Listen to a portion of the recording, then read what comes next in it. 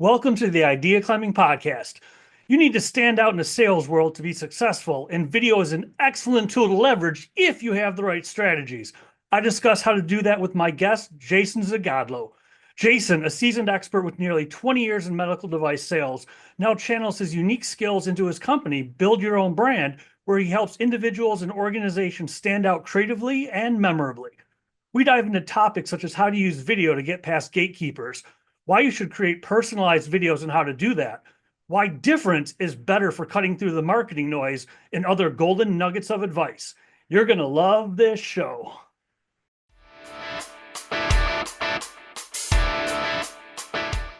Jason, thank you for making the time to be here. I really appreciate it. Mark, nice to chat with you today. How are you? So far, so good. How about you, sir? Good. I can't complain. It's sunny here in Brunswick, Ohio, so we're not complaining. It's October, so any sunshine right now is a good thing for us. Nice.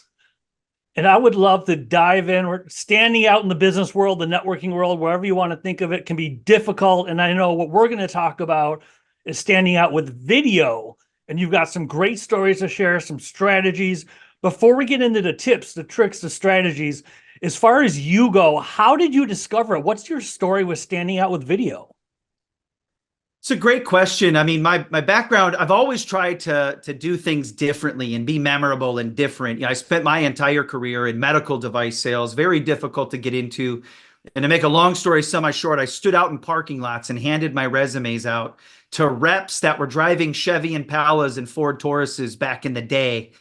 Those were the company cars, right? So, I got dressed up in my suit, but I've always looked for ways to be different. And fast forward to 2024, in my business practice, I sold medical devices. I was looking for ways to be different and be more efficient. The 1990 way of doing business is to drive to offices, leave information, and typically that gets recycled right after you leave, doesn't make it to who you want it to. And so the video world was introduced to me from a friend who actually was also a medical device person and found the technology and started teaching it. And I was very quick to adopt the technology myself. I was intrigued, how can I be more efficient by sending videos? And I think the cool part about it too, Mark, is the analytical part, where if I send a video, I'm notified that it was opened. But secondly, and more importantly, you're able to see how long the video was watched. So if I sent you a minute and 23-second video, I would get notified, and then it would say, hey, 89% of the video was watched. And that was very important when I was tracking certain things, because I could tell if the bulk of my message was being received. Maybe I needed to shorten up, what I was saying and fine tune what I was trying to get across. And so the information was valuable. So when you send the video, what does it look like? Because we talked a little bit before I hit record.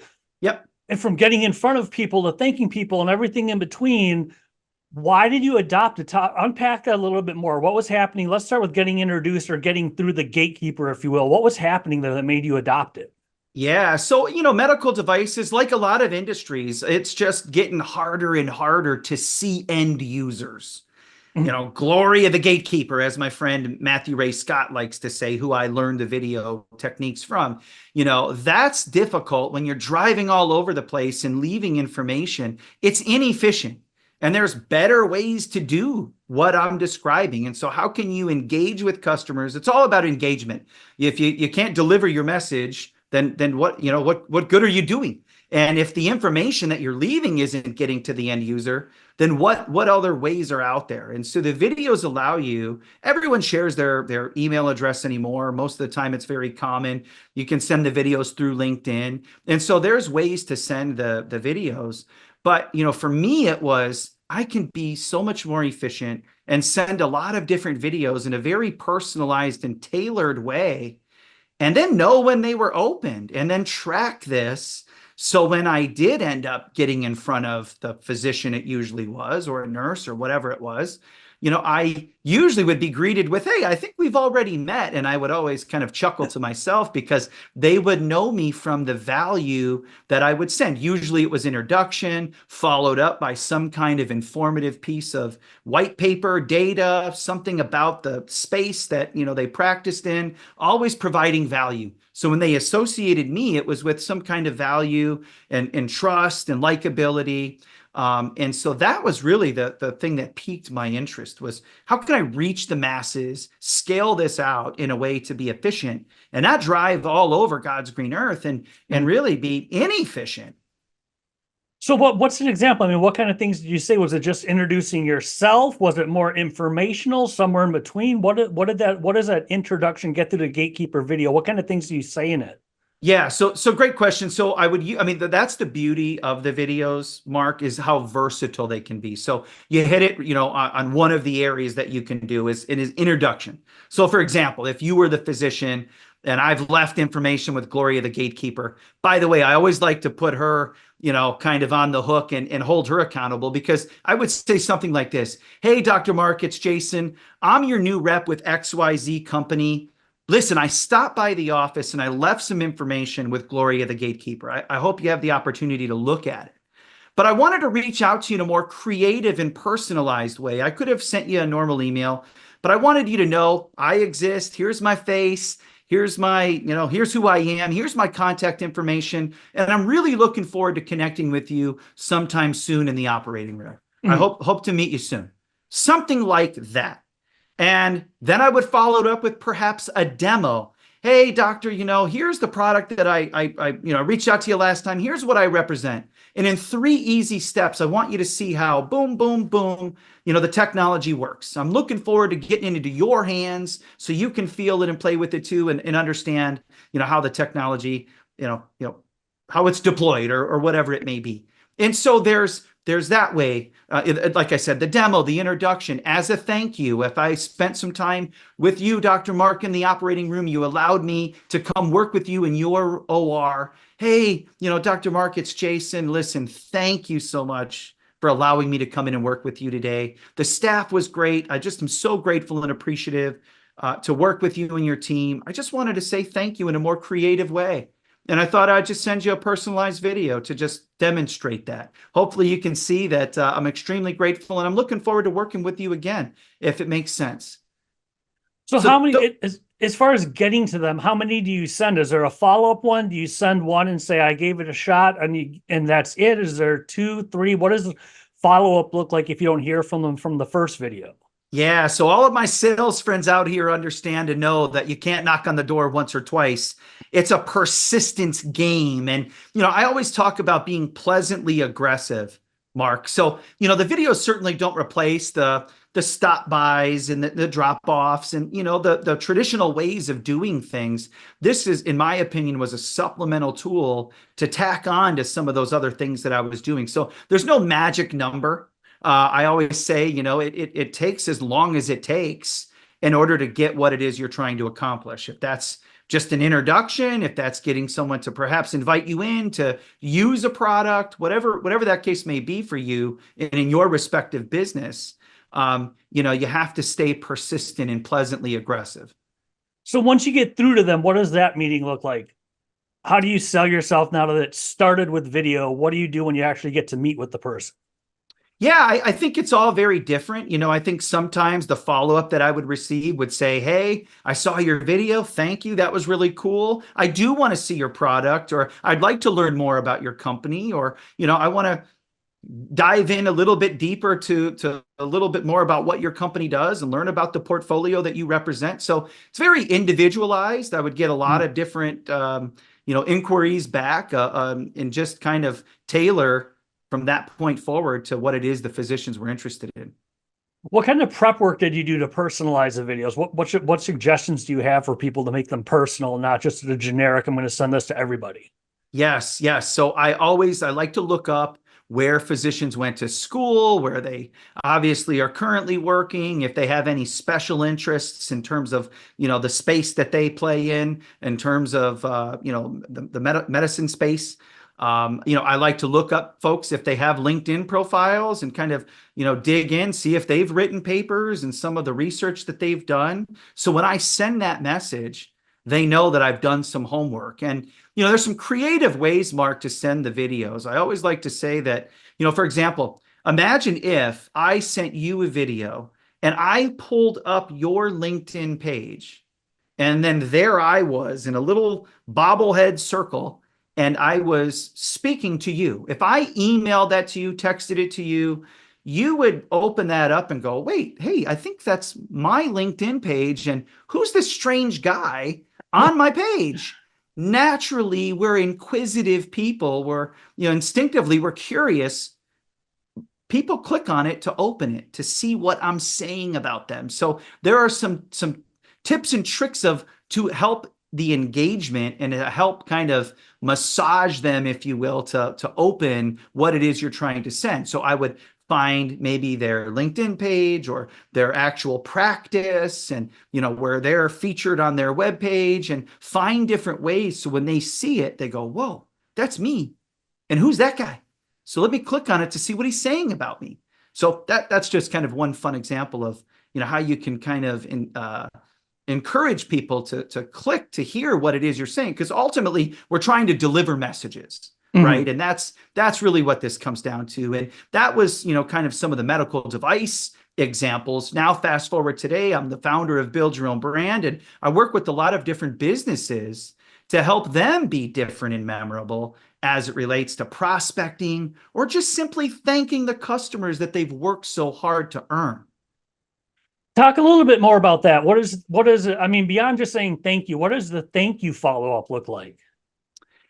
Yeah, so I'll pick on my painting friends, for example. You think about your area. Painting, it's a blue collar industry. It's a crowded space. Something along the lines of, "Hey, Mark, it's Jason with Acme Painting. Listen, I know here in Northeastern Ohio, there's a lot of different painting companies, and we're just so grateful that you offered us the opportunity to provide you a quote. We just wanted to say thank you. Listen, we could have emailed you and thanked you and showed our appreciation that way, but as the founder and owner of the company, I just want to say thank you in a more creative and personalized way. We really look forward to hearing from you, and we hope the decision is to partner with Acme Painting Company. Thank you."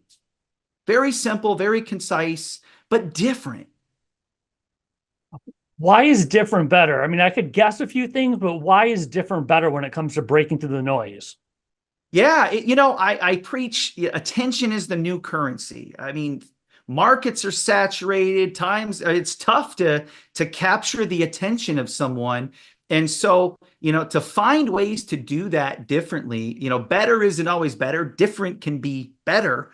I'm always looking for ways to do that. And I just think when everyone in such a world where you're being, saturated with people trying to capture your attention, you have to find ways to do it differently. And I think professionally speaking, videos do that if used correctly. So what type of platforms do you use while we're talking about it? Because it sounds like you have some special ones. Yeah, so there's platforms out there. I happen to adopt the platform Vidyard. I like, the analytical data it provides. I think it's very user friendly. In fact, if I remember correctly, there's some free, like most things out there these days, X amount of videos you can use for free. And then if you find that it's something you want to adopt and use more regularly, there's some subscriptions that you can adopt. But, Loom, Vidyard, those tend to be some of the popular ones. I think, that space is growing by the day too. There's several of them out there now. I would encourage people to look around and kind of see what fits them best. There's lots of, different platforms that you can choose. But for me, Vidyard seems to be one that just has worked well. So what does it look like? You get there, you send the follow-up email about the proposal, you get the business. Do the videos stop there, or do they continue after you close the business? Yeah. So for me, even a thank you after the job is done, I feel is appropriate. In my personal business, I rarely send email thank yous anymore. For me, it's just become a habit of sending personalized video to thank customers. I also think it's a comfort level. I don't think there's really a right or wrong answer to that. I think it's really whatever you feel comfortable with. But I know a lot of clients of mine love the video aspect because of the versatility as a thank you. Or how about this, Mark? Hey, Mark, it's Jason. And listen, I know we have an appointment next Tuesday at 5 o'clock. I just wanted to reach out to you and remind you and just let you know I'm excited to come take a look at the property and see what work needs to be done. And, I just wanted to reach out to you in a more creative way and let you know, the team and I are excited to get out there and provide you a quote, something to kind of set you up and in a way to validate the upcoming meeting. So, from the examples I've provided already, you can see the versatility and how the videos can be utilized. Just curious. I think I know the answer, but I want to be sure. How many of the people you send videos to, how often do you think they get other videos from your competitors or your clients' competitors? What does that landscape look like? So the technology is no secret. It's been around for a while, and I do a lot of speaking engagements, different chamber of commerces and just different events. And I usually lead by just a show of hands, how many people either A, have used this type of technology, or B, have been on the receiving end and received a video like I've described. And very rarely do you see hands go up, which is fascinating to me because it tells me that it's still an underutilized technology. Mm-hmm. And I think something that can be used to be different. I think that, from a lot of the just anecdotal, research that I'm doing and kind of tracking my own engagement and some of the folks that I've talked to about the use of videos, the engagement is just, it goes exponentially, compared to just sending blanket emails and making phone calls or whatever, tactic you're using. The engagement is pretty impressive, personally speaking. But I've received one video, I should say, and that was from a realtor using the Loom platform, but it never once used my name or recognized where I went to school or what neighborhood I live in or anything of the sort. I was very disappointed because the idea was there and I know what they are trying to do, but they're also trying to use it in the masses. And I think it's a big miss by using the technology and not using Mark's name, Jason's name, or whoever it is that you're trying to send that message to. Why do you think it's so underutilized? Because I mentioned it. I have one friend, that's how he sends introductions. I forget the platform, but it's a quick 20-second. You can pick up his energy. He's smiling. The introductions happen better. Why do you think that more people aren't doing that? I think it's a couple of things. I think there's this imposter syndrome, right? People, they're fearful of how they come across, what they sound like, look like on camera. Are people going to receive their message? And I tell people all the time, listen, we're not like news anchors. We're not professional video people. I think it's okay to have an and this or that, because quite frankly, it really shows and demonstrates the authenticity and the genuineness of the person that's providing the video. And people relate to that. I think if you heard me reading my script and I said, hey, Mark, it's Jason, you'd go, whoa, I mean, kind of cool, but you can tell that there's a prompter of some sort. Now, that being said, to be fair balanced, it's okay, I think, to start that way and kind of practice. I mean, if I do say anything, and if there's any takeaway from this, is you do need to practice. Most people aren't comfortable being in front of the camera. And so by practicing, and not to a way where it's paralysis by analysis either, you could make a gazillion videos and never create the perfect video. And I've personally been victim of that. I didn't like how this sounded. I didn't like how that sounded. I used an or an and I forgot to say this or that. But the reality is, most people don't know that. You know that. And so, if you come up with the video, I would say just be confident in what you're producing and continue to practice, because it does get easier and you do get better, like anything else. Do you practice by sending actual business videos to potential clients, or do you practice by sending videos to friends? Where do where do you start when it comes to practice? Because there's a lot of things you could do. Do you want to just say it's going to be imperfect, I'm going to send this out as is, or would it, like I mentioned, would you send it to friends first? Yeah. So I have a couple of like business colleagues and people that I really trust. My wife is, I flooded her inbox in the beginning with just videos of me. I mean, she knows me better than anyone and my personality. Do I look too stiff? Do I come across like my normal, natural self?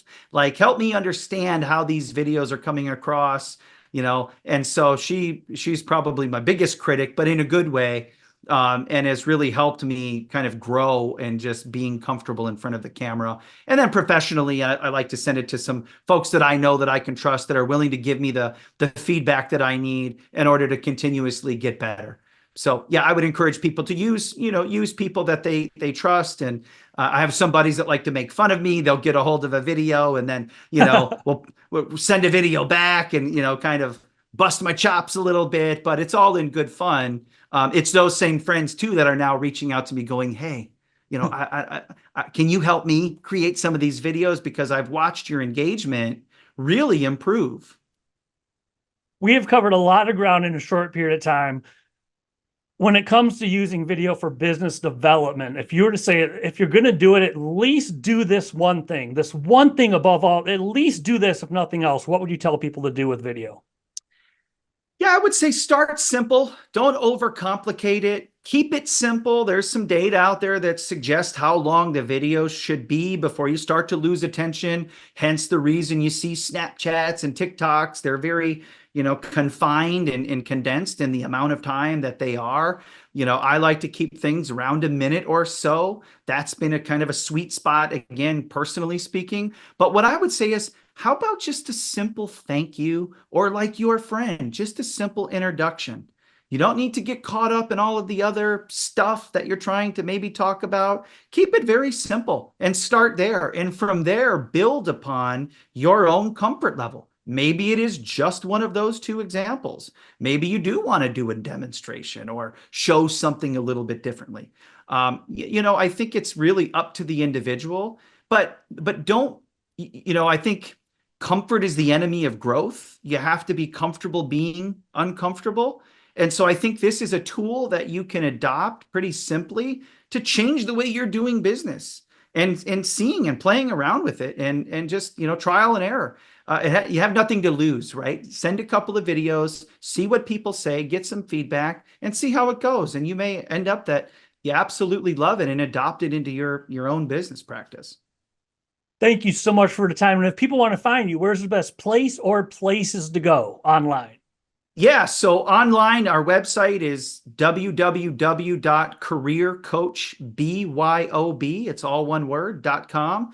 And then my LinkedIn profile, you can find me there. Would love to connect with some new friends and answer any questions that anyone has about videos or anything else. Excellent. I'll put those links in the show notes too. Thank you again, Jason. This has been absolutely awesome. I appreciate it. Yeah, really appreciate the time, Mark. Thank you so much for having me. Thank you. And scene.